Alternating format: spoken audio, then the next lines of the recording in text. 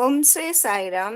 ഭഗവാന്റെ പാതാരവിന്ദങ്ങളിൽ സാഷ്ടാംഗം നമസ്കരിച്ചുകൊണ്ട് എല്ലാവർക്കും അന്തർശൗചയജ്ഞത്തിന്റെ 382 ഭാഗത്തിലേക്ക് സ്നേഹപൂർവ്വം സ്വാഗതം.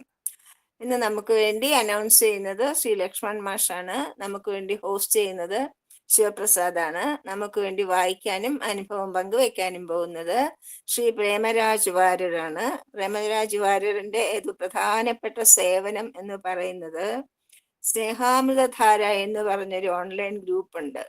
ഒരുപാട് അംഗങ്ങൾ ഒരുപാട് സ്ഥലങ്ങളിൽ നിന്നുള്ള അവിടെ രാവിലെ 4:30 മണിക്കും മിഡ് മോർണിംഗ് 11 മണിക്കും വൈകുന്നേരം 4:30 മണിക്കും റെഗുലറായിട്ട് വളരെയധികം സാധനകൾ ചെയ്യുന്നതിനും അതിന് പ്രോത്സാഹനം നൽകുന്നതും അത് കണ്ടക്ട് ചെയ്യുന്നതും ഒക്കെ നമ്മുടെ പ്രേമരാജാണ്. അപ്പൊ മാഷെ തുടങ്ങിക്കോളൂ. സായിരാം. ഓം ശ്രീ സായിരാം. സർവാന്തര്യാമിയായ ഭഗവാന്റെ തൃപ്പാദങ്ങളിൽ പ്രണാമം. ഇന്ന് അന്തർശൗചത്തിന്റെ 382 ദിനമാണ്. ഇന്നത്തെ നമ്മുടെ പാരായണം ചെയ്യുന്നത് നമുക്കേവർക്കും സുപരിചിതനായ പ്രേമരാജ് വാര്യരാണ്. അദ്ദേഹത്തിന് എനിക്ക് സേവാദൾ എന്ന രീതിയിൽ മുമ്പേ അറിയാം. നല്ലൊരു സാധകനാണ്. ബാക്കി കാര്യം വത്സരമാം പറഞ്ഞു. അവരെ പാരായണം ചെയ്യാനും അനുഭവങ്ങൾ പറയാനും ഭജനക്കുമായി ക്ഷണിക്കുന്നു. ആദ്യം തന്നെ സ്വയം ഇൻട്രൊഡ്യൂസ് ചെയ്തുകൊണ്ട് പാരായണം തുടങ്ങുക. പിന്നീട് 10 മിനിറ്റ് കഴിയുമ്പോൾ അനുഭവങ്ങൾ പങ്കുവെക്കുക. 3 ഓംകാരവും 3 സായി ഗായത്രിയും ജപിച്ചുകൊണ്ട് പ്രേമരാജൻ തുടങ്ങുക. സായിരാം.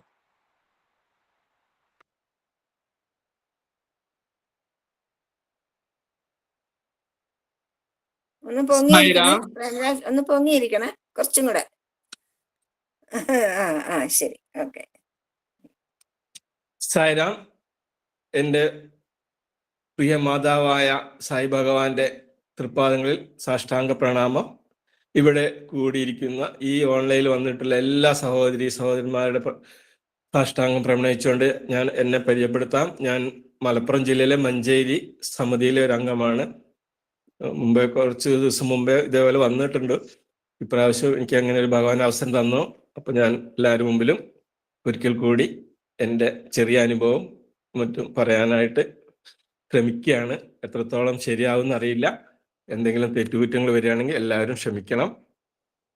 ഞാൻ തുടങ്ങുകയാണ്. സായിരാം. ഓം ഓം ഓം ഓം സായീശ്വരായ വിദ്മഹേ സത്യദേവായ ധീമഹി തന്ന സർവ പ്രചോദയാത്. ഓം സായീശ്വരായ വിദ്മഹേ സത്യദേവായ ധീമഹി തന്ന സർവ പ്രചോദയാത്. ഓം സായീശ്വരായ വിദ്മഹേ സത്യദേവായ ധീമഹി തന്ന സർവ പ്രചോദയാത്. ഓം ശാന്തി ശാന്തി ശാന്തി. സായിരാം. ആദ്യം ഭഗവാന്റെ വാണിയിൽ നിന്നുള്ള ഒരു അധ്യായം പാരായണം ചെയ്യാണ്. സായിരാം. വീടും ഗൃഹവും. മനോഹരമായ കന്നഡയിൽ നിങ്ങളുടെ വൈസ് ചാൻസലർ ഗോകക് കന്നഡയ്ക്ക് ഗ്രന്ഥാകാരനും കവിമെന്ന നിലയിൽ സംസാരിക്കുകയുണ്ടായി. സാധാരണ എൻ്റെ പ്രഭാഷണം തെലുങ്കിലാണെങ്കിലും ഇന്ന് ഞാനും കന്നഡയിൽ തന്നെ സംസാരിക്കാം. ഞാൻ പറയുന്ന ശൈലി നോക്കാതെ ആശയങ്ങളിൽ ശ്രദ്ധിക്കൂ. ശാശ്വതമായി ഉപകരിക്കുന്ന ആധ്യാത്മിക ശിക്ഷണങ്ങളെ പറ്റിയാണ് സംസാരിക്കുന്നത്. ഭാരതീയ സംസ്കൃതിക്ക് പ്രപഞ്ച വ്യാപ്തിയുണ്ട്. കാരണം അതിന് മാനുഷിക വികാരങ്ങളെയും ഉദ്ദേശങ്ങളെയും തിരുത്തുവാനും ഏകദിശമാക്കുവാനും ഫലസിദ്ധിയുള്ള പാതയിൽ കൂടി നയിക്കുവാനും സാധിക്കും. അത് പാവനമാണ്, അടിത്തറയുള്ളതാണ്. അതിന് എല്ലാ മനസ്സുകളിലും ശാന്തിയും ആനന്ദവും വളർത്തുവാൻ സാധിക്കും. മാതാക്കളിൽ കൂടിയും അവരുടെ മടിത്തട്ടിലുള്ള കുഞ്ഞുങ്ങൾ കൂടിയും ഭാരതീയ സംസ്കൃതിയുടെ വേരോട്ടം നടത്തുവാൻ കഴിയും. മഹിളകളാണ് സംസ്കൃതിയുടെ സൂക്ഷിപ്പുകാർ, ഉത്തേജകർ. പുരുഷന്മാർക്ക് 2ാം സ്ഥാനമേ ഉള്ളൂ. ഇക്കാര്യത്തിൽ നാളെയുള്ള നേതാക്കളായി തീരുവാനുള്ള ഇന്നത്തെ പെൺകുട്ടികൾ ഈ സംസ്കൃതി പഠിക്കണം. പ്രയോഗക്ഷേമമാക്കണം. ഇത് രക്ഷിക്കണം, സമൃദ്ധമാക്കണം. വിദ്യാനേട്ടത്തിന് ശ്രദ്ധ ഈ രാഷ്ട്രത്തിന്റെ പെൺകുട്ടികൾ വളരെ വ്യക്തമായി കാണുന്നു. അവരിൽ തീർച്ചയായും പ്രതീക്ഷ അർപ്പിക്കാം. ഈ പുനർനിർമ്മാണ വേദിയിൽ പ്രത്യാശയ്ക്ക് പ്രതീക്ഷയുണ്ട്. വിദ്യാഭ്യാസം ജീവിതത്തിന് വേണ്ടിയായിരിക്കണം, ജീവിക്കാൻ വേണ്ടിയാവരുത്. നൂറ്റാണ്ടുകളിൽ കൂടി ഭാരതീയ വനിതകൾ അധ്യാത്മിക ശാസ്ത്രത്തിന്റെ ആഴങ്ങളിൽ മുങ്ങിയെത്തുന്നതിനുള്ള അവരുടെ ധൈര്യവും വീക്ഷണവും മനീഷയും ചരിത്രത്തിന്റെ താളുകളിൽ തെളിയിച്ചിട്ടുണ്ട്. മൈത്രേയി, മീര, ഗാർഗി, സുലഭ, ചൂണ്ടല, മഹാദേവി, ആങ്കൽ മുതലായവർ ധീരയായ നായികമാരാണ്. ഈ ആധ്യാത്മിക സാഹസിക യാത്രയിൽ ധനം ഉപേക്ഷിച്ച് പകരം യാഥാർത്ഥ്യം തേടും. സമ്പത്ത് നിരാകരിക്കൂ, യാഥാർത്ഥ്യം തേടൂ. സ്ത്രീകളെ ശാസ്ത്രങ്ങളും ശ്രേഷ്ഠവുമായ കവിതകളും ഗൃഹലക്ഷ്മി ഐശ്വര്യ ദേവതയാണെന്ന് വിശേഷിപ്പിക്കുന്നത്. ധർമ്മപത്നിയാണ്. വൈവാഹിക ജീവിതത്തിന്റെ ചുമതലയും ധർമ്മവും നിറവേറ്റുന്ന ഗൃഹസ്ഥ. ഗാർഹിക ശാസ്ത്രം പഠിക്കുമ്പോൾ വീട്ടിൽ ആനന്ദവും ഐക്യവും ആരോഗ്യവും വളർത്തുന്ന കലയിൽ നിങ്ങൾ ശിക്ഷണം നേടുന്നുണ്ടായിരിക്കും. ഗൃഹത്തിൽ സമാധാന ഭഞ്ജനം നടത്തുന്ന വിദ്വേഷം, ദ്രോഹ ചിന്ത, ധൂപ, കോപ, മനസ്താപം, അഹന്ത മുതലായ തടസ്സങ്ങളെ തള്ളി ഒതുക്കുന്നതെങ്ങനെയെന്നും നിങ്ങൾ പഠിക്കുന്നുണ്ടാകും. ഗൃഹ ബജറ്റ് ക്രമീകരിച്ചതുകൊണ്ടായില്ല, ജീവിതത്തിന്റെ കാഴ്ചപ്പാടിനും ഒരു ക്രമീകരണ കല പഠിക്കണം. ആ സമനില ഹർഷാദികളാലോ ലാഭനഷ്ടത്താലോ വിജയപരാജയങ്ങളാലോ ബാധകമാക്കരുത്. ഈ സമനില ഈശ്വര വിശ്വാസത്താലേ ലഭിക്കൂ. ഹൃദയവാസിയായ ദൈവത്തിലുള്ള വിശ്വാസം കൊണ്ട് മാത്രം. ധനത്തിനും ആന്തരിക യാഥാർത്ഥ്യമായ ദൈവത്തിനും ഇടയ്ക്കുപെട്ട് പോകുന്ന മനുഷ്യന്റെ വൈമനുഷ്യത്തെപ്പറ്റി ത്യാഗരാജൻ പാടിയിട്ടുണ്ട്. ത്യാഗരാജൻ ധനത്തെ ദൂരെ എറിഞ്ഞ് ഈശ്വരനെ പുണർന്നു. ഒരു ശിക്ഷണത്തിൽ നിങ്ങൾ ശ്രദ്ധിക്കണം. ഇന്ദ്രിയങ്ങളുടെ നിയന്ത്രണത്തിൽ അവയുടെ കടിഞ്ഞാൺ അഴിച്ചുവിട്ടാൽ അവ നിങ്ങളെ ആപത്തിലേക്ക് വലിച്ചഴിക്കും. വിദ്യാഭ്യാസം നിങ്ങളുടെ കഴിവുകളുടെ ചക്രവർത്തിയാക്കി തീരും. ആ കഴിവുകൾക്ക് ജ്ഞാനം സമ്പാദിക്കാനുള്ള ഉപകരണങ്ങളാകണം. കണ്ണും ചെവിയും നാവും കാട്ടുകുതികളെ പോലെയാണ്. പല്ലുകൾക്കിടയിൽ ഒരു തുണ്ട് പോലുമില്ല. ധ്യാനത്തിന്റെ കല പഠിക്കൂ. ധ്യാനത്താൽ ഇന്ദ്രിയങ്ങളെ നിയന്ത്രിക്കാം. ധ്യാനം ഇച്ഛാശക്തിയെ ഉള്ളിലേക്ക് നയിക്കുന്നു. ധ്യാനം ശാരീരികാനുഭൂതികളെയും വികാരങ്ങളുടെയും മേൽ ആധിപത്യം നേടുന്നു. രാഷ്ട്രത്തിന് ഭോഗേച്ഛമേൽ കടിഞ്ഞാണില്ലെങ്കിൽ അഭിവൃദ്ധിയുമില്ലല്ലോ, അതിജീവിക്കലുമില്ലല്ലോ. നിങ്ങൾ ഹോം സയൻസിൽ ബിരുദം നേടുന്നു. ഗൃഹം എന്നാൽ എന്ത്? അത് എങ്ങനെ വീട്ടിൽ നിന്നും വിഭിന്നമാകുന്നു? ഗൃഹം പ്രേമപൂരിതമാണ്. പ്രേമത്തിലടങ്ങിയ ത്യാഗം അതിലുണ്ട്.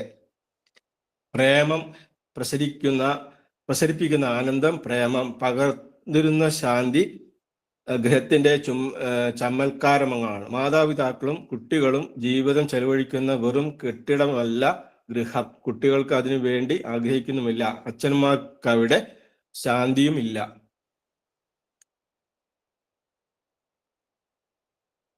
വായന കഴിഞ്ഞോ?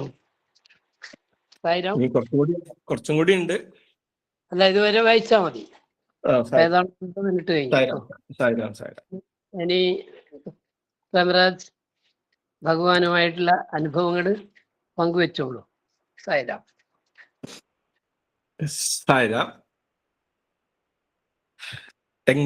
എന്താണ് പറയേണ്ടതെന്ന് എനിക്കറിയില്ല.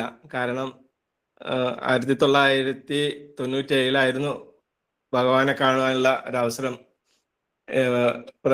ഭഗവാനെ ദർശിക്കുവാനുള്ള, ഭഗവാനെ പാദം തൊടുവാനുള്ള ഒരു അവസരം എനിക്ക് ഭഗവാൻ അനുവദിച്ചു തന്നത്. അതിനും എൻ്റെ ഗുരുനാഥസ്ഥാനിയായ വാസേട്ടനാണ്. എൻ്റെ വീടിൻ്റെ അയൽവാസിയാണ്. അങ്ങനെ വാസേട്ടൻ്റെ അവരുടെ വൈഫ് ലക്ഷ്മിക്കുട്ടി അടുത്തിലും കൂടെയൊക്കെ ആയിരുന്നു എൻ്റെ ആദ്യത്തെ പുട്ടവർത്തി യാത്ര. അവിടുന്ന് എന്താണെന്ന് അറിയാൻ പോയതായിരുന്നെങ്കിലും അവിടെ ചെന്നതിന് ശേഷം വാസേട്ടൻ്റെ പ്രേരണയാലെ ഡ്യൂട്ടി എടുത്തു. സേവാ ഡ്യൂട്ടി ആദ്യമായിട്ടാണ് എടുത്തത്. അത് കഴിഞ്ഞു. പാദനമസ്കാരത്തിന് ഇരുന്നു. പാദനമസ്കാരത്തിലും ഭഗവാന്റെ അനുഗ്രഹം എങ്ങനെയോ ലഭിച്ചു. അത് ആ സമയത്ത് ഫോട്ടോ എടുക്കുന്നുണ്ടായിരുന്നു, എനിക്കറിയില്ല. പക്ഷെ എൻ്റെ കൂടെ സർവീസ് ചെയ്ത ആൾ എനിക്കത് കൊണ്ടു തന്നു. എനിക്ക് തന്നെ അത് അത്ഭുതമായി. ഞാൻ പ്രതീക്ഷിച്ചിട്ടില്ല.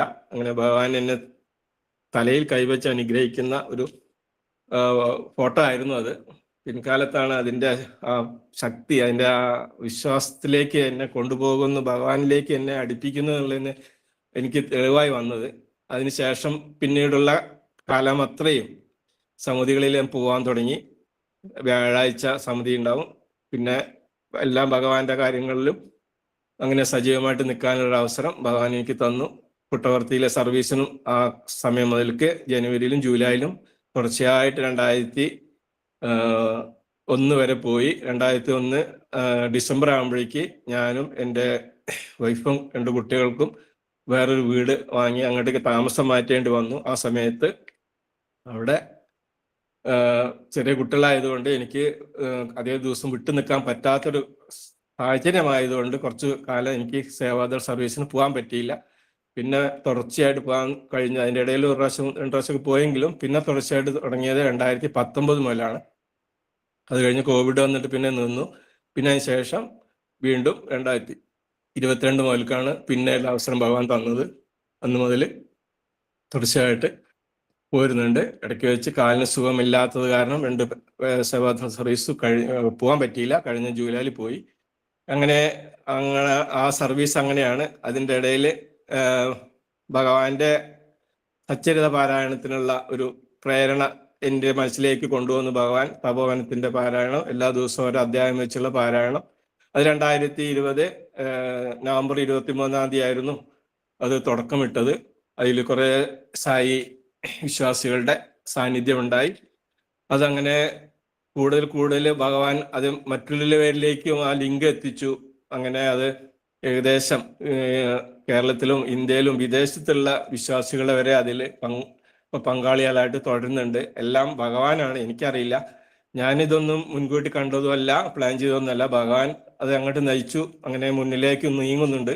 ആ ഒരു തപോവന പാരായണത്തിന്റെ ആ തുടക്കം പല രീതിയിലുള്ള ബന്ധങ്ങൾക്കും കാരണമായി. അത് ഈ സ്വാമിയെ വിശ്വസിക്കുന്ന പല പുതിയ ഭക്തന്മാരെയുമായിട്ടും കൂട്ടിയണക്കാനുള്ള ഒരു കണ്ണിയായിരുന്നു ആ തപോവനം എന്നുള്ളത് പിന്നീടുള്ള എൻ്റെ ആ ഒരു ജീവിതത്തിലേക്ക് എനിക്കത് മനസ്സിലാക്കി തന്നു ഭഗവാൻ. അങ്ങനെ അതിലൂടെ ആയിരുന്നു ഒരു സഹോദരി ഇവിടെ മലപ്പുറം യൂണിവേഴ്സിറ്റി സമിതിയുടെ കീഴിലുണ്ട്. അവരിപ്പം ഇല്ല, ഭഗവാനിൽ ലയിച്ചു. എങ്കിലും ആ കാലത്ത് അവരുടെ ആ സമിതി അന്ന് കോവിഡ് കാലം ആയതുകൊണ്ട് ഓൺലൈനിലായിരുന്നു അവരുടെ പ്രോഗ്രാം എല്ലാം. എന്നോട് അത് ലിങ്ക് ഷെയർ ചെയ്ത്, ഗൂഗിൾ മീറ്റിന്റെ ലിങ്ക് ഷെയർ ചെയ്തിട്ട് പറഞ്ഞു, പ്രേംരാജ് ഇതിലൊന്ന് പങ്കെടുക്കൂ എന്ന് പറഞ്ഞു. അന്ന് മുതൽ, അത് കഴിഞ്ഞ 2021 ഫെബ്രുവരി മുതലായിരുന്നു തുടങ്ങിയത്. അങ്ങനെ അതിൽ ഞാൻ ജോയിൻ ചെയ്തു. ആ സമയത്ത് കുറച്ച് സായി ഭക്തന്മാര് എനിക്ക് പേഴ്സണലായിട്ടൊക്കെ മെസ്സേജ് അയക്കുമായിരുന്നു വാട്സപ്പ്. അപ്പൊ ഞാനും അവർക്കത് ഷെയർ ചെയ്ത് ലിങ്ക്. അങ്ങനെ ഏതായാലും ആ തുടക്കം 2021 ഫെബ്രുവരിയിൽ തുടങ്ങിയ ആ ഒരു തുടക്കം അത് ഭഗവാൻ എങ്ങനെയാ എനിക്ക് പറയാന്നറിയില്ല. കാരണം അതിൽ ഒരുപാട് മലപ്പുറം ജില്ലയല്ല, കോഴിക്കോട് ജില്ലയല്ല, കേരളത്തിലെ പല ഭാഗത്തു നിന്നുള്ള പല സമിതികളിൽ നിന്നുള്ള വിശ്വാസികളും അതിൽ പങ്കാളികളായി. മാത്രമല്ല അത് കേരളത്തിൽ നിന്ന് പുറത്തുള്ള, കേരളത്തുകാരനെ പുറത്തുള്ളവരാണെങ്കിൽ പോലും അവര് കൂടെ അതിൽ ജോയിൻ ചെയ്തു. അങ്ങനെ അത് തുടർച്ചയായിട്ട് കൊണ്ടു നടന്നു. എനിക്ക് ആദ്യം ഷെയർ ചെയ്യുന്ന അവരുടെ പേര് ഗീതാ വാസുദേവൻ എന്നായിരുന്നു. അവര് സപ്താഹങ്ങളിലും കൂടി പങ്കെടുക്കുന്നുണ്ട്. സപ്താഹങ്ങൾ പല സ്ഥലങ്ങളിലും നമ്മുടെ KP രാമേന്ദ്രൻ സാറിന്റെ കൂടെ സപ്താഹങ്ങളിലൊക്കെ പോകുന്നുണ്ട്. പിന്നെ ഗുരുവായൂർ അവിടെ അടുത്തൊരു ഫ്ലാറ്റ് എടുത്ത് താമസിച്ചു. എന്നിട്ട് അതിൽ ഒരു കൊല്ലത്തോളം അവിടെ നിന്നിട്ട് ആ ഗുരുവായൂർ ക്ഷേത്രത്തിന്റെ ഉള്ളിൽ ഒരു പാരായണ ഹാളുണ്ട്, അവിടെയും സപ്താഹങ്ങൾ നടത്തും. ഇങ്ങനെ ഒരു ജീവിതമായിരുന്നു അവരുടെ. അപ്പൊ ആദ്യകാലങ്ങളിൽ അവരുടെ സമിതിയിലെ കൺവീനറൊക്കെ ആയിരുന്നു ലിങ്ക് ഇട്ടിരുന്നത്. അപ്പൊ ഞാൻ അതിൽ ജോയിൻ ചെയ്യും. അങ്ങനെ എന്നെ കൊണ്ട് പറ്റാവുന്ന ഭജന പാടും. അങ്ങനെയൊക്കെ ആയിരുന്നു തുടക്കത്തിൽ. പിന്നെ കുറച്ച് സാഹചര്യങ്ങൾ മാറിയപ്പോൾ അവർ എൻ്റെ അടുത്ത് പറഞ്ഞു, പ്രേംരാജ് ഒരു ലിങ്ക് ഒന്ന് ചെയ്യണം, എനിക്ക് അങ്ങോട്ടും ഇങ്ങോട്ടൊക്കെ മാറി നിൽക്കുമ്പോൾ ഈ ലിങ്ക് നമുക്ക് തുടർച്ചയായിട്ട് മുന്നോട്ട് പോകണം, അപ്പോൾ അതിന് ചെയ്യണം എന്ന് പറഞ്ഞു. അപ്പൊ ഇത് തുടക്കത്തിൽ വൈകുന്നേരങ്ങളിലായിരുന്നു തുടങ്ങി വെച്ചത്. 5 മണിക്ക് തുടങ്ങും, 6:30 ആകുമ്പോൾ മംഗളാരതി. തുടക്കത്തിൽ അങ്ങനെ ആദ്യം 3 ഓങ്കാരം കഴിഞ്ഞ് അഷ്ടോത്തരികളും കഴിഞ്ഞ് പിന്നെ ഭജന. ആരെങ്കിലും സത്സംഗത്തിന് അപ്പം എന്തെങ്കിലും കുറച്ചു നേരം പറയും. മിക്കവാറും അന്ന് അവിടുത്തെ തന്നെ ഒരു അംഗമായിരുന്നു, മിക്കവാറും അത് നോക്കിയിരുന്നു ഒക്കെ. പിന്നെ കോവിഡ് കാലം കഴിഞ്ഞതിന് ശേഷം കുറെ ഇതൊക്കെ റെസ്ട്രിക്ഷൻസ് ഒക്കെ നിന്നു. അപ്പോൾ പിന്നെ എല്ലാവരും ജോലിക്കൊക്കെ പോകാൻ തുടങ്ങിയപ്പോൾ സ്വാഭാവികമായിട്ടും ആ സമിതിയിലെ കുറെ പേര് അതിൽ പങ്കെടുക്കാതെയായി. പക്ഷെ അപ്പോഴേക്ക് ഭഗവാൻ അത് വേറൊരു തലത്തിലേക്കാണ് അതിനെ കൊണ്ടുപോയത്. എന്ന് വെച്ചാല് ഈ നമ്മുടെ ഈ ബന്ധം വെച്ചിട്ട് പലരും അതിലേക്ക് പിന്നെ ഷെയർ ചെയ്ത ലിങ്കിലൂടെ അവർ വന്ന് പങ്കെടുത്തു. ക്രമേണ അതില് ഈ ഗീത ചേച്ചിനെ പോലെ തന്നെ വേറെ ഒരു പ്രിയ സഹോദരിയാണ് പത്നി ചേച്ചി. അപ്പോൾ പത്നി ചേച്ചിയൊക്കെ അതിൽ അന്ന് ആക്റ്റീവായിട്ട് നിന്ന സമയത്ത് നമുക്കിതൊരു ലിങ്ക് മാത്രമല്ല, നമുക്കൊരു ഗ്രൂപ്പാക്കി എടുത്താലോ എന്ന് ചിന്തിച്ചു. അതിലൂടെ ഒരു ഗ്രൂപ്പ് ഫോം ചെയ്തു. അങ്ങനെ ആലോചിച്ചെടുത്തതായിരുന്നു. സ്നേഹാമൃതധാര എന്ന ഒരു പേരിലൂടെ അത് വാട്സപ്പ് ഗ്രൂപ്പായി വന്നു. അപ്പൊ ലിങ്ക് എല്ലാവർക്കും ഷെയർ ചെയ്യേണ്ട, ഗ്രൂപ്പിൽ പങ്കെടുക്കുമ്പോൾ എല്ലാവർക്കും ആ ലിങ്ക് കിട്ടും എന്നുള്ള ആ ഒരു ഇതിലേക്ക് വന്നതാണ്. തുടർന്ന് അങ്ങോട്ടേക്ക് അതിന്റെ പ്രയാണം എനിക്ക് പറയാൻ പറ്റില്ല. കാരണം നമ്മുടെ ഇപ്പം പ്രേമ വാഹിനിയുടെ ആ ഒരു രഥത്തിന്റെ പോലെ തന്നെ ഇത് ഇങ്ങനെ മുന്നോട്ട് പോകുന്തോറും കൂടുതൽ സായി വിശ്വാസികൾ അതിലേക്ക് വന്നുകൊണ്ടിരിക്കുന്നു. അത് കേട്ടവർ അല്ലെങ്കിൽ അറിഞ്ഞവർ, ആ സ്വാദ് നടഞ്ഞവർ, അവരെ അടുത്തുള്ള അവർക്ക് പറ്റാവുന്നിടത്തൊക്കെ പറഞ്ഞ് അവരെയും ഇതിലേക്ക് പങ്കെടുപ്പിക്കുകയാണ്. ഇപ്പം അതിലൊക്കെ ഒരു പ്രധാന കണ്ണിയായിട്ട് നിൽക്കുന്നത് നമ്മുടെ കോട്ടയം ജില്ലയുടെ സരസമ്മ ചേച്ചിയാണ്. അവര് മഹിളാ ജില്ലാ കോർഡിനേറ്ററാണ്. അപ്പം അവരാൽ കഴിയുന്ന രീതിയിലൊക്കെ എത്രയോ ഭക്തകളെ ഈ ഒരു ഇതിലേക്ക് കൊണ്ടുവന്നു. അങ്ങനെ ഏതായാലും ഇപ്പൊ അത് ആരും കഴിവല്ല, ഭഗവാൻ തന്നെ അത് മുന്നോട്ട് കൊണ്ടുപോകുന്നു എന്ന് ഭഗവാൻ തന്നെ തെളിയിച്ചു തന്നു. നിങ്ങളാരും അല്ല, ഞാനാണ് അത് ഏറ്റെടുത്ത് കൊണ്ടുവന്നത് എന്ന നിലയ്ക്ക് നമ്മളത് നിന്ന് കൊടുത്താൽ മതി. ബാക്കി ഭഗവാൻ ചെയ്യുന്നുണ്ട് എന്നുള്ളത് പല പ്രാവശ്യത്തെ അനുഭവങ്ങൾ കൊണ്ടും നമുക്ക് ബോധ്യമായി. തുടർന്ന് ആദ്യം ഭജനകളൊക്കെ കഴിഞ്ഞ് 5 മണിയുടെ ആ ഒരു പ്രോഗ്രാം പിന്നെ മാറി ചിന്തിക്കാൻ തുടങ്ങി. അപ്പം ഒരു പ്രാവശ്യം ഈ ഗീത ചേച്ചിയുടെ പിറന്നാളിന്റെ സമയത്ത് പകല് ഒരു സമയത്ത് അവർ ഈ തപോവനത്തിന്റെ പാരായണം ഓൺലൈനിൽ ചെയ്തു. അത് ഒരു പ്രചോദനമായി. അപ്പൊ അന്ന് അറിഞ്ഞവർ കുറച്ച് പേരെ ഉണ്ടായിരുന്നുള്ളൂ. ഞാനും കയറി, പിന്നെ ഒരു സഹോദരി ഉണ്ടായിരുന്നു പ്രസീത, അങ്ങനെ അവരും കയറി. പിന്നെ ഇല്ല, അത്ര അധികം ആരും ഉണ്ടായിരുന്നില്ല, കാരണം അത് അങ്ങനെ പബ്ലിസിറ്റി ഇല്ലായിരുന്നു. എങ്കിലും അത് ഞങ്ങളൊക്കെ പങ്കെടുത്ത് അതങ്ങ് ഭംഗിയാക്കി അത് സമർപ്പിച്ചു ഭഗവാനിൽ. അവർക്കും വളരെ സന്തോഷമായി. അവർക്ക് ആ ജന്മദിനത്തിൽ അങ്ങനെ ഒരു അവസരം കിട്ടിയല്ലോ എന്നുള്ളക്ക്. പക്ഷെ അത് ഒരു തുടക്കമായിരുന്നു എന്ന് തന്നെ പറയാം. കാരണം അത് ആ ഓൺലൈനിലുള്ള പാരായണത്തിന് മനസ്സിലെന്തോ ഒരു ഇളക്കം തട്ടി എനിക്ക്. അപ്പൊ ഗ്രൂപ്പിൽ കുറെ പേര് വന്നൊരു സമയമാണ്, ഓൺലൈനിൽ വന്നിരുന്നു. അപ്പൊ അവരുമായിട്ടുള്ള ആ ഒരു ഇതിൽ നമുക്കത് പാരായണം വ്യാഴാഴ്ചകളിൽ എല്ലാ വ്യാഴാഴ്ചയും തപോവനം ഫുൾ ആയിട്ട് പാരായണം ചെയ്യുക, എല്ലാവരും തയ്യാറാണെന്ന് ചോദിച്ചപ്പോൾ എല്ലാവർക്കും അത് സമ്മതമായി. അങ്ങനെ അത് രാവിലെ തുടങ്ങും. രാവിലെ ഏകദേശം ഒരു 6:30 തുടങ്ങും. അത് കഴിഞ്ഞാൽ അത് ഓരോരുത്തരായിട്ട് അത് അൺമ്യൂട്ട് ചെയ്തിട്ടായിരുന്നു ചെയ്തിരുന്നത്. പാരായണം ഓരോ അധ്യായങ്ങളും ആരാണ് ഓൺലൈനിൽ വരുന്നത് അവര് ഓരോരുത്തർ മാറി മാറി അങ്ങനെ പാരായണം ചെയ്തു. അത് ഏകദേശം ഒരു 12:30 ആകുമ്പോഴേക്കും അത് തീരും. പിന്നെ വ്യാഴാഴ്ച ദിവസമായതുകൊണ്ട് ഉച്ചയ്ക്ക് ശേഷം സമിതിയുള്ളതാണ്. അതുകൊണ്ട് രാവിലെ ആ പാരായണം കഴിയുമ്പോൾ കുറച്ച് ഉള്ളവരെല്ലാവരും ഭജനയും പാടി മംഗളാരതി സമർപ്പിക്കും. അങ്ങനെ ഒരു സാധന വന്നു. പിന്നെ അതില് വരുന്ന ആ ഓരോ സഹോദരിമാർക്കും പല പല ആശയങ്ങളായിരുന്നു.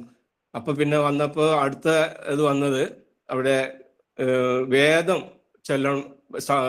പ്രശാന്തിയത്തിലൊക്കെ വേദം രാവിലെയും വൈകുന്നേരവും ഭജനയുടെ കൂടെ ഉണ്ട്. അത് നമുക്ക് വേദം ചൊല്ലാൻ ഉള്ള ഒരു അവസരം ഉണ്ടാവണം എന്ന് പറഞ്ഞു. അങ്ങനെ അതും വേദം തുടങ്ങി. വേദം കഴിഞ്ഞ് പിന്നെ ഭജന, അങ്ങനെ ഒരു ചിട്ടയിൽ വന്നു. അത് വൈകുന്നേരങ്ങളായിരുന്നു. പിന്നെ അത് തുടച്ചു പോയതിൻ്റെ ഇടയിലാണ് വേറെ ഒരു പുണ്യാത്മാവ് ഇവിടുന്ന് ബോംബെന്ന് രാധാ രമേശ് എന്ന് പറഞ്ഞ സഹോദരിയുടെ ഒരു സാന്നിധ്യം, അത് വേദം പഠിപ്പിക്കാനുള്ള ഒരു സാന്നിധ്യം. അവര് എന്തിനും തയ്യാറായതുകൊണ്ട് ഇതിന് ഈ ഗ്രൂപ്പിൽ നിന്ന് ആൾക്കാരുണ്ടായ അവര് എങ്ങനെയും തയ്യാറാന്നുള്ള എനിക്ക് അവരും അങ്ങനെ ഒരു മെസ്സേജ് അറിയിപ്പൊക്കെ തന്നപ്പോൾ നമ്മളത് തയ്യാറായി. അങ്ങനെ ആ ഗ്രൂപ്പിൽ നമ്മൾ വേദത്തിന്റെ ഒരു ദിവസം കണ്ടെത്തി. അങ്ങനെ അതും വൈകുന്നേരങ്ങളിൽ 1 മണിക്കൂർ വേദം പഠിപ്പിക്കുന്ന ആ ഒരു ഇത് വന്നു. തുടർന്ന് കഴിഞ്ഞില്ല. പിന്നെ അപ്പോഴേക്ക് വേറൊരു സഹോദരിയുടെ ഒരു ഇത് വന്നു. നമ്മൾ ഇവിടെയൊക്കെ സമിതികളിലൊക്കെ ചെയ്യുന്നുണ്ടല്ലോ ശക്തി സ്വരൂപിണി ദിവസം, നമുക്കും അത് ഇങ്ങനെ ഈ ഒരു ഓൺലൈനിൽ ചെയ്തുകൂടെ? ഈ ഓൺലൈനിന്റെ പ്രോഗ്രാമിന് പ്രധാനമായിട്ടുള്ള കാര്യം, ഒരുപാട് പ്രായമായ സായി ഭക്തന്മാർക്ക് ഇവിടെ സമിതികളിലൊന്നും പോകാൻ പറ്റാത്തൊരവസ്ഥയായിരുന്നു. അവർക്ക് വീട്ടിലിരിക്കേണ്ട ഒരു അവസ്ഥ വന്നു. അപ്പൊ അവർക്ക് സമിതി പോകാൻ പറ്റില്ല, സാധനങ്ങളിലൊന്നും പങ്കെടുക്കാൻ പറ്റുന്നില്ല, വിഷമത്തിന് ഒരു മറിച്ച് ഉള്ള ഒരു ആശ്വാസത്തിനുള്ള ഒരു സമയമായി നമുക്ക് ഈ ഒരു ഓൺലൈനിലുള്ള ഈ സാധനങ്ങളുടെ വന്നത്. അപ്പൊ അവര് എല്ലാവരും, അതിനോട് താല്പര്യമുള്ള എല്ലാവരും ആ സാധനങ്ങളൊക്കെ അവർക്ക് പറ്റാവുന്ന സമയങ്ങളിലൊക്കെ കയറി പങ്കെടുക്കുക, അവര് ചൊല്ലാനോ അല്ലെങ്കിൽ പാരായണം ചെയ്യാനോ എല്ലാം അങ്ങനെയെല്ലാം ഉണ്ടായിരുന്നു. ഒരുപാട് പേര് അങ്ങനെ അതിലേക്ക് താല്പര്യമായിട്ട് നിന്നു. ഏതായാലും വേദം പഠിപ്പിക്കൽ കഴിഞ്ഞു. പിന്നെ അടുത്തത് ശക്തി സ്വരൂപിണി ദിവസമായിരുന്നു. അതും ഒരു 19-ാം തീയതി വെച്ച് എല്ലാ ദിവസവും എല്ലാ മാസവും ആവാം എന്ന് വിചാരിച്ചു. അതും അങ്ങനെ ചെയ്തു. അങ്ങനെ ഇപ്പം 19-ാം തീയതി രാവിലെ, കാരണം ഉച്ചയ്ക്ക് ശേഷമാണ് മിക്ക സമിതികളിലും ഇത് ആചരണം ഉള്ളത്, അതുകൊണ്ട് രാവിലെ ഒരു 10 മണിക്ക് ശക്തി സ്വരൂപിണി ആചരണമുണ്ട്. പിന്നെ അപ്പോഴേക്കും പിന്നെ സായിയുടെ വിളക്ക് പൂജയുടെ ഒരു ആശയം വന്നു. അത് പറ്റുമോന്നായി. പറ്റായില്ലല്ലോ, നമ്മൾ തയ്യാറാണെങ്കിൽ നമുക്ക് എല്ലാം പറ്റുമല്ലോ എന്ന മറുപടിയോട് കൂടി ആയപ്പോൾ അവർക്ക് ഉത്സാഹമായി. അങ്ങനെ അതും ഇപ്പൊ ഒരു 3 പ്രാവശ്യത്തെ കഴിഞ്ഞു. അതിന് നേതൃത്വം കൊടുത്തത് തന്നെ ഇവിടെ തിരുവനന്തപുരം നെയ്യാറ്റിൻകര ശാന്തമ്മ ചേച്ചിയാണ്.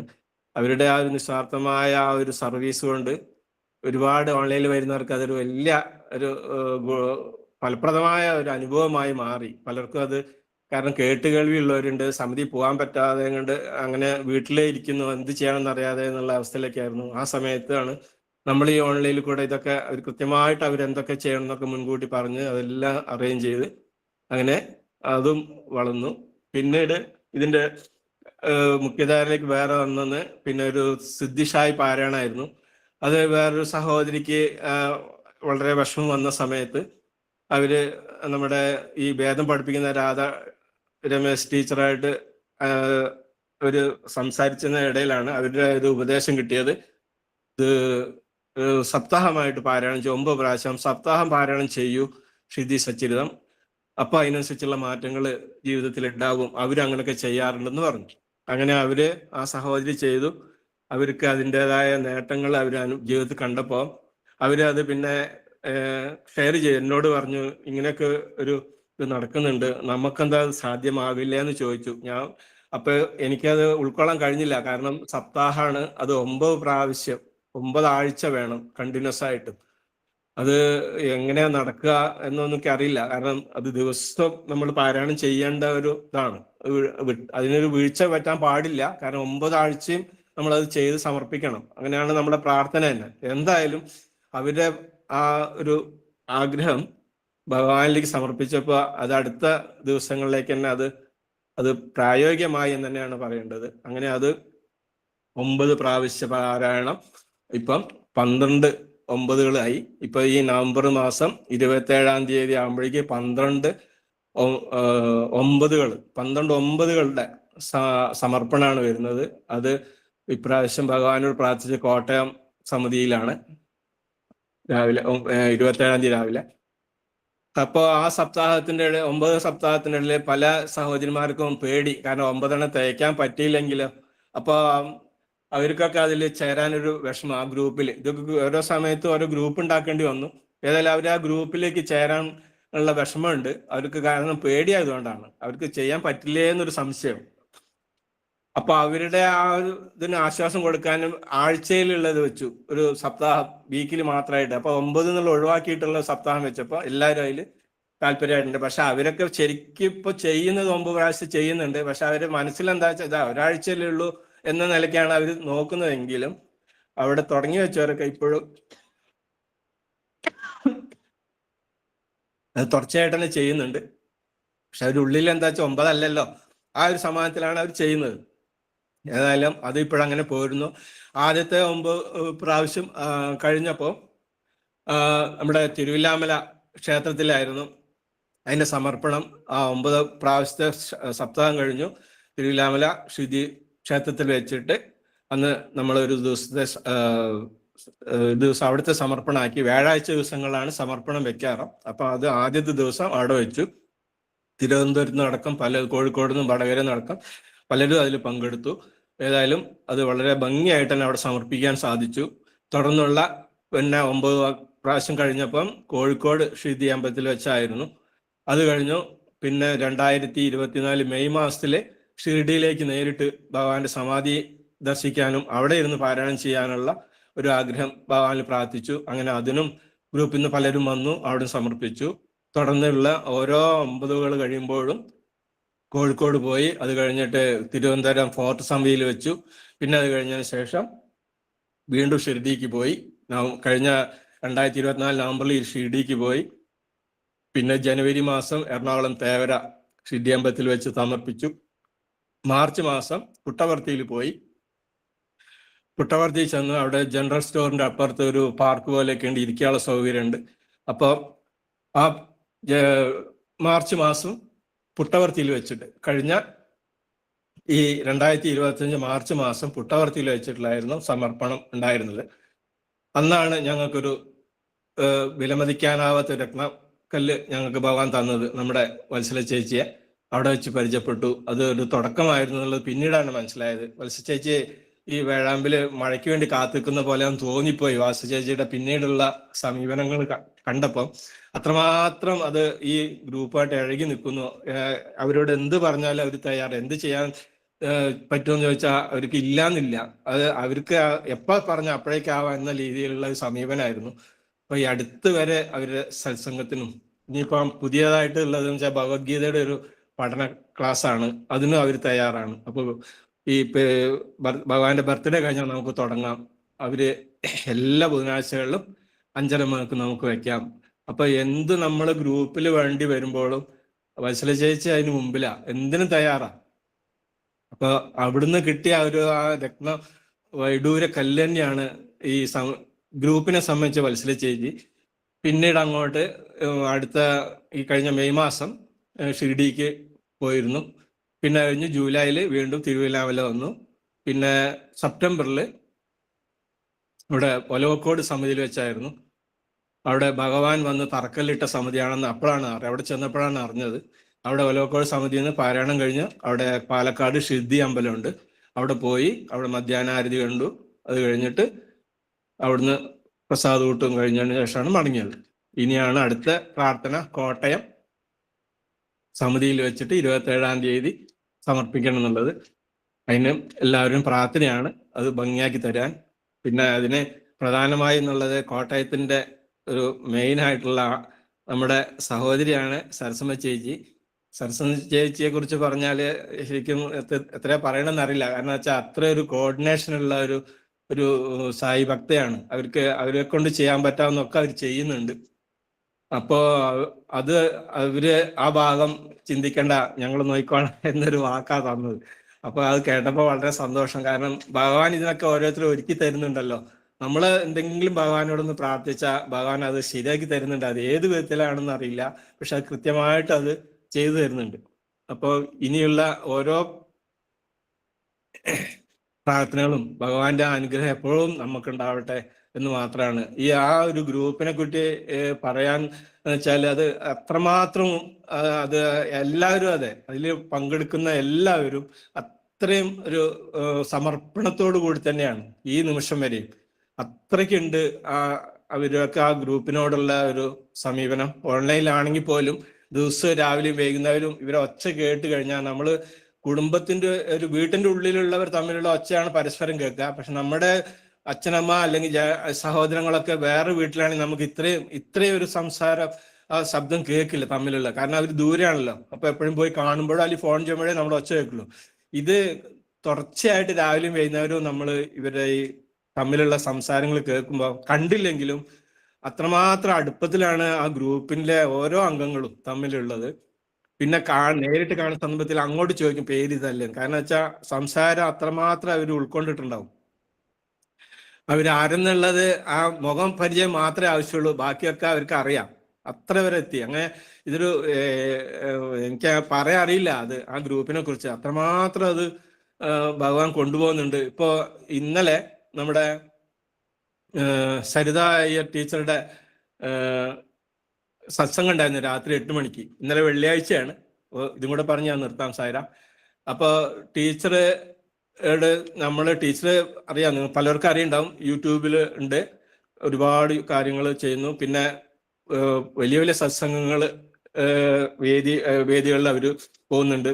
പിന്നെ അമ്പലങ്ങൾ, അവർക്ക് ഇല്ല ആത്മീയമായിട്ട് എവിടെയാണെങ്കിലും അവർ ചെന്ന് പ്രഭാഷണം നടത്തുന്ന ഒരു സുഹൃതിയാണ്. അപ്പൊ അവര് കുറെ ദിവസമായിട്ട് ഞാൻ കോണ്ടാക്ട് ചെയ്തപ്പോൾ എനിക്ക് വെള്ളിയാഴ്ച 24-ാം തീയതി ചെയ്യാം, രാത്രി 8 മണിക്ക് ചെയ്യാന്ന് പറഞ്ഞു. ശരിയെന്ന് പറഞ്ഞു.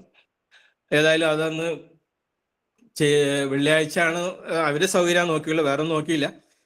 അവരങ്ങനെ വന്നിട്ട് പിന്നെ ഇത് ഗ്രൂപ്പിൽ അതിന്റെ കാര്യങ്ങളൊക്കെ ഇട്ടപ്പം ചില സഹോദരങ്ങൾക്കൊക്കെ ഒരു സംശയം. കാരണം ഇത് വേദം പഠിപ്പിക്കുന്ന സന്ദർഭം കൂടിയാണ് ഈ വെള്ളിയാഴ്ച. വൈകുന്നേരം 5:30 ഉണ്ട്, പിന്നെ രാത്രി 7 മണിക്കും പിന്നെ 8 മണിക്കും ഉണ്ട്. ഈ 3 ക്ലാസ്സുകളുണ്ട്. 5:30യുടെ കാര്യം പ്രശ്നമല്ല, പിന്നീടുള്ള 7 മണിക്കും തന്നെ കുഴപ്പമില്ല. 8 മണിയുടെ ക്ലാസ്സിന് അവർക്ക് അറ്റൻഡ് ചെയ്യുകയാണെങ്കിൽ ഇത് രണ്ടും ഉണ്ട്, 2 ലിങ്കിലും ഉണ്ട്. ഏതിൽ കയറണം എന്നുള്ള ഒരു വിഷമത്തിൽ നിൽക്കുകയാണ്. രണ്ടും ഒഴിവാക്കാൻ വയ്യ. സരിത ടീച്ചറുടെ കുറെ കാലമായിട്ട് വരുന്ന ഒരു സത്സംഗം, മറ്റ് രാധാ ടീച്ചറുടെ അത് അത്രയും പ്രാധാന്യമുള്ള ഒരു വേദ ക്ലാസ് ആണ്. അപ്പൊ അത് ഒഴിവാക്കാൻ വയ്യ. എന്ത് വേണമെന്ന് അറിയാതെ കണ്ട് കുടുങ്ങുന്ന സമയത്ത് ഭഗവാൻ അവിടെ അങ്ങ് പ്രത്യക്ഷപ്പെട്ടു. ആ സഹോദരിമാരുടെ വിഷമങ്ങൾ കണ്ട് അവിടെ അങ്ങ് പ്രത്യക്ഷപ്പെട്ടിട്ട് ഭഗവാൻ ആ 2 ക്ലാസ്സുകൾ ഒഴിവാക്കിച്ചു. അത് ശരിക്കും അത് ഉൾക്കൊള്ളാൻ കഴിയുന്നില്ല. കാരണം ഒന്ന് ഒരു ആനന്ദ സാറിന്റെ ക്ലാസ് 7 മണിക്കും പിന്നെ ഒന്ന് 8 മണിക്ക് രാധ ടീച്ചറും. ഇത് രണ്ട് സ്ഥലത്ത് കിടക്കുന്നവരാണ്. പക്ഷെ അവരുടെ ആ ഗ്രൂപ്പിലേക്ക് മെസ്സേജ് വരികയാണ്, ഇന്ന് ക്ലാസ് ഇല്ല. അപ്പോ ഇതാണ് ഈ ഗ്രൂപ്പിന് ഭഗവാൻ, ഈ സ്നേഹാമൃതാരന്റെ ഗ്രൂപ്പിനെ ഭഗവാൻ എത്രത്തോളം കൊണ്ടുപോകുന്നു, എവിടേക്കാ അത് കൊണ്ടുപോകുന്നത് എന്നുള്ളത് അനുഭവത്തിലൂടെ നമുക്ക് പറഞ്ഞു തരികയാണ്. സായിരാം, എൻ്റെ വാക്കുകളെല്ലാം ഞാൻ ഭഗവാന്റെ തൃപ്പാദങ്ങളിൽ സമർപ്പിക്കുന്നു. തെറ്റുകുറ്റങ്ങളെല്ലാം നിങ്ങൾ കേട്ട് എവിടെയെങ്കിലും ഉണ്ടെങ്കിൽ പൊറുക്കണം. സായിരാം. ഇല്ല, പ്രേമരാജുമാരെല്ലാം വളരെ ഭംഗിയായി നിങ്ങൾ അവതരിപ്പിച്ചു. വലിയ സാധനയുടെ ഒരു വെളിച്ചം എല്ലാവരിലും വീശുന്നതിനൊരു കാരണമാക്കി നിങ്ങളുടെ ഭഗവാൻ പ്രവർത്തിപ്പിക്കുന്നു എന്നുള്ളതും സന്തോഷകരം തന്നെ. സായിരാം. പക്ഷേ ഓരോ പ്രാവശ്യം രാവിലെയും മിഡ് മോർണിംഗും വൈകുന്നേരവും ഒക്കെ 40 പേരൊക്കെയാണ് പങ്കെടുക്കുന്നത്. അത്ഭുതം തന്നെ. 40 ഡിവോട്ടീസ് ആണ് മിനിമം പങ്കെടുക്കുന്നത്. സ്വാമിന്റെ അപാര കൃപ.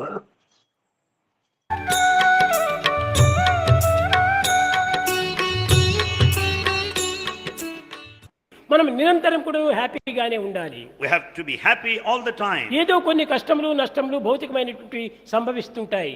Difficulties and worries come in between. ఆ సంభవించినంత మాత్రమున మనము దీనికి కష్టమని భావించకూడదు. Because of these problems and worries we should not ఈ కష్టములకు మనం విచారించకూడదు. We should not worry too much. ఇది ఆనందమును అందించేటువంటి ప్రథమ సోపానము అని విశ్వసించాలి. In fact, it is a step that leads you to success and happiness. పాండవులు 14 సంవత్సరముల కష్టములు అనుభవించటం చేతనే Pandavas spent 14 years in exile. కట్టగడపటికి కృష్ణుడు వారి వెంట జంట ఇంట ఉంటుండి వారిని విజయవంతం గావించాడు. For that reason Krishna was always with them, in them, around them, above them, below them, and conferred success. ఆ కష్టములందు కూడాను దైవం యొక్క సహాయము ఎంతైనా ఉంటుంటది. In times of difficulties God will stand behind you and help you. కనుక ఆనాటి పాండవులంతా కూడాను first God. Pandavas considered God in the first place. Next world. Next comes the world. Third I. And third eye. అని వారు దాన్ని వారు వెనుక పెట్టుకున్నారు. In fact, they kept this eye at the first end. God. God comes first.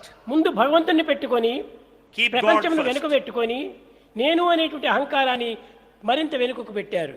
Keeping God in the first place, they kept behind I, the ego. కానీ కౌరవులు చేసినటువంటి పని ఏమిటి? What is that Kauravas did? First I. They kept I in Next the first world. place. Next world. Last God. And they kept God at the end, last. కనుకనే భగవంతుని వెనుకకు పెట్టారు.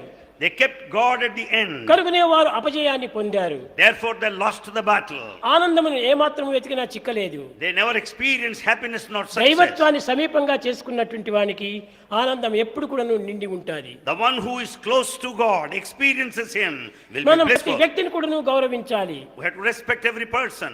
ఆ గౌరవించిన సమయంలోనే మనకు తిరిగి ఆ గౌరవము రెండింతలుగా మనకు వెనుక తిరుగుతుంది. When you respect others, you will be respected in turn.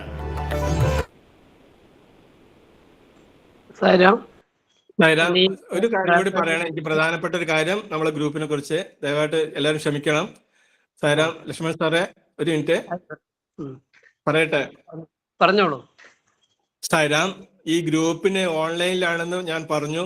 ആ ഓൺലൈനിൽ ലിങ്ക് വേണം. ആ ലിങ്ക് ഞാനല്ല, അതിന് വേറെയും ത്യാഗം ചെയ്തിട്ടുള്ള വീട്ടമ്മമാര് ഇപ്പം തയ്യാറായിട്ട് ചെയ്തുകൊണ്ടേ ഇരിക്കുന്നു. അതൊക്കെ ഭഗവാന്റെ കൃപാകടാക്ഷം കൊണ്ടാണ്. അത് ഓരോരുത്തരും മാറി മാറി സാഹചര്യം അനുസരിച്ച് അവർ ചെയ്യുന്നു. അവർ വീട്ടിലെ കുടുംബിനിയാണ്, ഭാര്യയാണ്, അമ്മയാണ്, എല്ലാമാണ്. പക്ഷെ ആ ഒരു സമർപ്പണ ബുദ്ധിയോടുകൂടെ അവര് രാവിലെ ആണെങ്കിലും ഉച്ചയ്ക്കാണെങ്കിലും വൈകുന്നേരം ആണെങ്കിലും ആ ലിങ്ക് അവര് ഗ്രൂപ്പിൽ പോസ്റ്റ് ചെയ്തിട്ട് എല്ലാവരെയും അതിലേക്ക് പങ്കെടുപ്പിക്കുന്നുണ്ട്. അത് വെച്ചാൽ ആ ഒരു ഡെഡിക്കേഷനാണ്. അവർക്ക് ഭഗവാൻ എത്രത്തോളം അനുഗ്രഹം ചൊരിയുമെന്ന് ഞാൻ പ്രാർത്ഥിക്കുകയാണ്. അത്രയും, കാരണം പല സാഹചര്യങ്ങളിലും അവർക്ക് പറ്റില്ലെങ്കിൽ പോലും അത് എങ്ങനെയൊക്കെയോ അവർ മറികടന്നിട്ട് ഇത് ഒഴിവാക്കാതെ മുന്നോട്ട് കൊണ്ടുപോകുന്നുണ്ട്. ഞാൻ ഒരാൾ മാത്രമല്ല. അപ്പൊ ഇത് ഒരാളുടെ മാത്രം കഴിവല്ല. ഇത് ഭഗവാൻ പലരിലും ഇത് ആ കഴിവ് കാണിച്ച് അത് ആ ഗ്രൂപ്പിന് ഒരു കൂട്ടായ്മയായിട്ട് തന്നെ കൊണ്ടുപോകുന്നുണ്ട്. അതാണ് അതിന്റെ ഒരു പ്രത്യേകത. സായിരാം. സായിരാം, നിങ്ങളിനി ഭജന പാടിക്കോളൂ. സായിരാം. प्रेम मुदित मनस कहो राम राम राम, राम राम राम, राम राम राम, श्री राम राम राम. प्रेम मुदित मनस कहो राम राम राम, राम राम राम, राम राम राम, श्री राम राम राम. पाप खड़े दुख मिटे लेके राम नाम, पाप खड़े दुख मिटे लेके राम नाम. भव समुद्र सुगध नाव एक राम नाम, भव समुद्र सुगध नाव एक राम नाम. परम शांति सुख निदान दिव्य राम नाम, परम शांति सुख निदान दिव्य राम नाम. निराधार को आधार एक राम नाम, निराधार को आधार एक राम नाम. परम गोप्य परम दिव्य मंत्र राम नाम, परम गोप्य परम दिव्य मंत्र राम नाम. शांत हृदय सदा वसद एक राम नाम, शांत हृदय सदा वसद एक राम नाम. माता पिता बंधु सगा सब ही राम नाम, माता पिता बंधु सहा सब ही राम नाम. भक्त जनर जीवन तर एक राम नाम, भक्त जनर जीवन धर एक राम नाम. राम राम राम, राम राम राम, राम राम राम, श्री राम राम राम, राम राम राम, राम राम राम, राम राम राम, श्री राम राम राम, राम राम राम, राम राम राम, राम राम राम, श्री राम राम राम, राम राम राम, राम राम राम, राम राम राम, श्री राम राम राम. സായിരാം. ഭഗവാന്റെ തൃപ്പാദങ്ങൾ സാഷ്ടാംഗ പ്രണാമം. എല്ലാവരും മുമ്പിലും സാഷ്ടാംഗ പ്രണാമം. എല്ലാവർക്കും സായിരാം. സായിരാം. സായി ഉപമ. ഉത്ഭവസ്ഥാനത്തു നിന്നും എപ്രകാരമാണോ ഗംഗാനദി സമുദ്രത്തിനു നേരെ കുതിച്ചു പായുന്നത്, അതുപോലെ ജീവി അതിന്റെ ഉറവിടമായ പരബ്രഹ്മനിലേക്ക് കുതിച്ചു പായണം. തന്റെ മാർഗത്തിൽ തടസ്സമുണ്ടാക്കുവാൻ ഗംഗ ഒന്നിനെയും അനുവദിക്കുന്നില്ല. പൊട്ടിച്ചിരിച്ചും ഉരുണ്ടും പിരണ്ടും പാറക്കെട്ടിന് മുകളിലൂടെ ലക്ഷ്യത്തിലേക്ക് കുതിച്ചു പായുന്ന അളകനന്ദയെ പോലെ നിങ്ങളും പൊട്ടിച്ചിരിച്ചും ഉരുണ്ടും പിരണ്ടും എല്ലാ വിഘ്നങ്ങളെയും തകർത്തെറിഞ്ഞുകൊണ്ട് ഭഗവാനിലേക്ക് കുതിച്ചു പായുകയാണ് വേണ്ടത്. ഭഗവാൻ സൈറാം. സായിരാം സായിരാം. പ്രേമരാജ വാര്യർക്കും പറഞ്ഞു. പ്രേമരാജ വാര്യർക്കും കുടുംബത്തിനും ഭഗവാന്റെ കൃപ വീണ്ടും വീണ്ടും ഉണ്ടാവട്ടെ എന്ന് പ്രാർത്ഥിക്കുന്നു. സമസ്തലോകാ സുഖിനോ ഭവന്തു, സമസ്തലോകാ സുഖിനോ ഭവന്തു, സമസ്തലോകാ സുഖിനോ ഭവന്തു. ഓം ശാന്തി ശാന്തി ശാന്തി. जय बोलो भगवान श्री सत्य साई बाबा जी की जय.